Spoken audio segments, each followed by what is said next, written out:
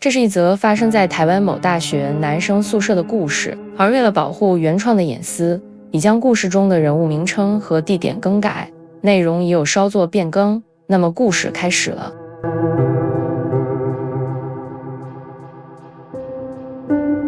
大学宿舍生活是许多人学生时期的重要回忆，特别是男生宿舍4人一间的设计，往往让人既有友情的温暖，也充满了生活习惯碰撞的摩擦。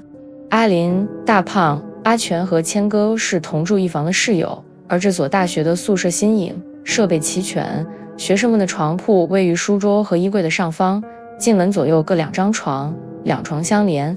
这样的布局让每间寝室的同学间距离很近，每个人的生活习惯也一目了然。4个人当中，平时阿林就对大胖和阿全的生活习惯十分不满。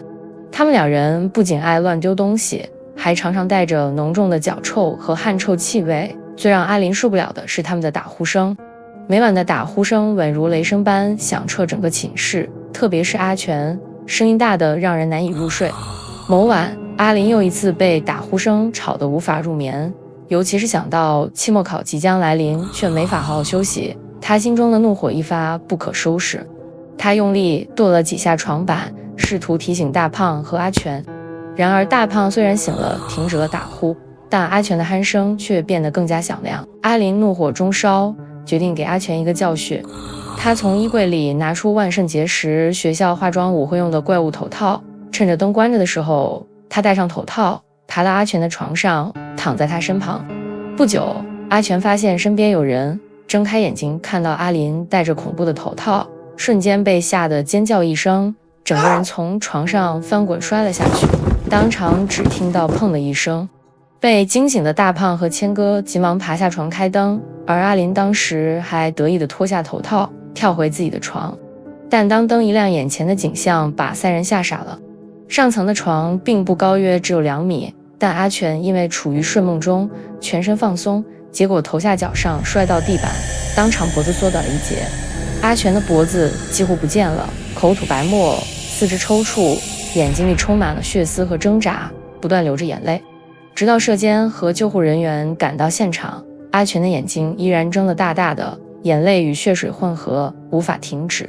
警方来勘验现场，认为阿全意外过世的主因是床铺隔板太低，翻身不慎摔下来的意外。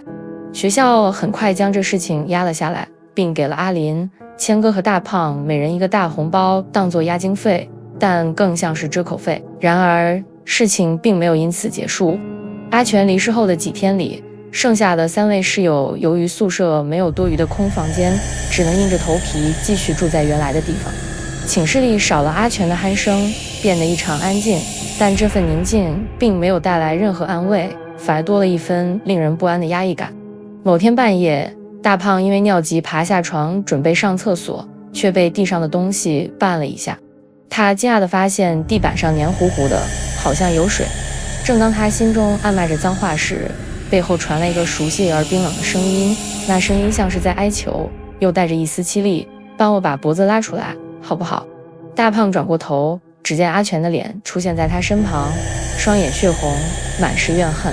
大胖吓得大叫，谦哥立刻开灯。灯光下，阿林倒在地上，脖子几乎不见了，口吐白沫，四肢抽搐，眼中满是恐惧。这一幕和当时阿全意外过世前的情况一模一样。事后，警方再次来到现场，这次他们发现阿林的床边有一个怪物头套，然而谁放的已无从得知。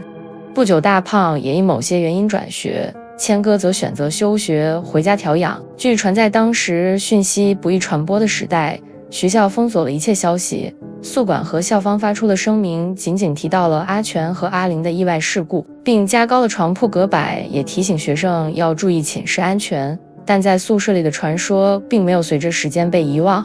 室友间开始流传着一些传闻，有些假日单独留宿的人在深夜听到隔壁床低沉的打呼声，但明明是一个人留在宿舍，怎么会有其他人的打呼声呢？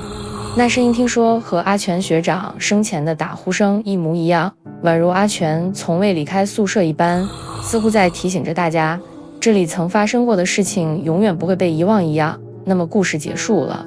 这故事是改编自 PTT 网友分享的灵异故事。如果你喜欢这类的真实改编故事，也欢迎订阅关注我，我们下次见了。